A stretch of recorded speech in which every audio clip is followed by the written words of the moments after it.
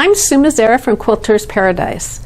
Today I'm going to show you how to actually sew a drunkard's path together using the Slit N Sew method.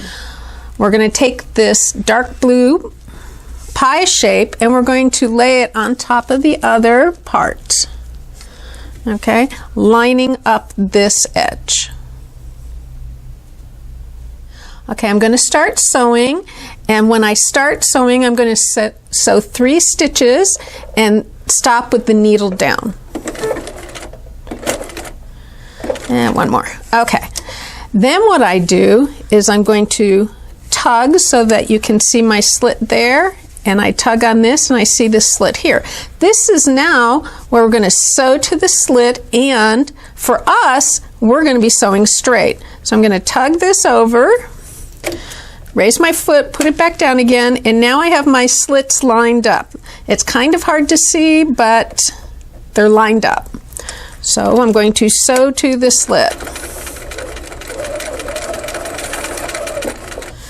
Once I get to the slit, I'm going to do that again. I'm going to tug so I can see a slit, which I hope you can see.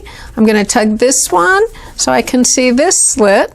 Now these slits are not very deep. They don't have to be. I'm using them to align. Okay, so to line up. Now I sew to that slit. Here I go again, but as you can see here, I'm sewing straight. I want you to see what's going on over here is this is curving up. Can't. I'm going to sew to the slit.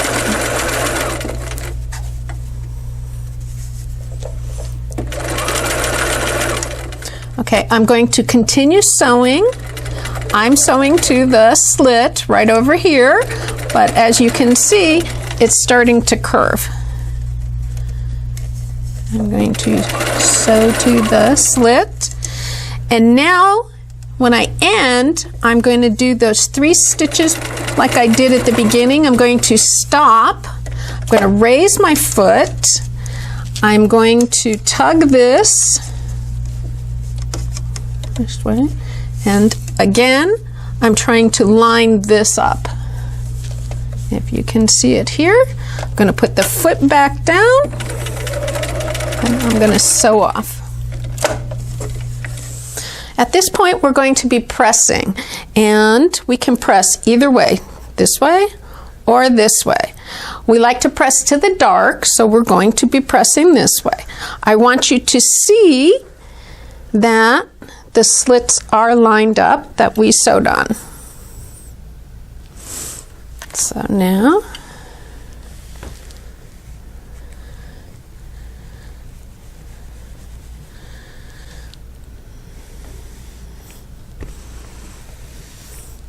I'm going to turn it over,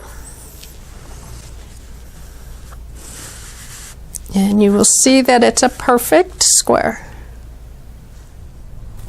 Thanks for joining us today to learn how to sew the drunkard's path using the Slit N Sew method.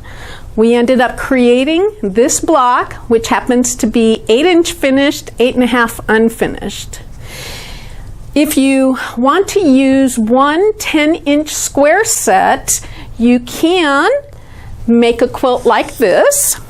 We happen to use 36 blocks. This is called kind of a trip around the world layout of the layer of the 10-inch squares, and this happens to be using Maywood Studios, the neutral pack. Okay, so I'm done with this one. That's using one 10-inch square set. On this one, I chose to use 2 10-inch square sets, where piece A is done with one set of 10-inch squares and piece B is done with another set. And you end up getting 2 quilts this size out of that. Again, thank you for joining us here at Quilter's Paradise, where we strive to make quilting simpler.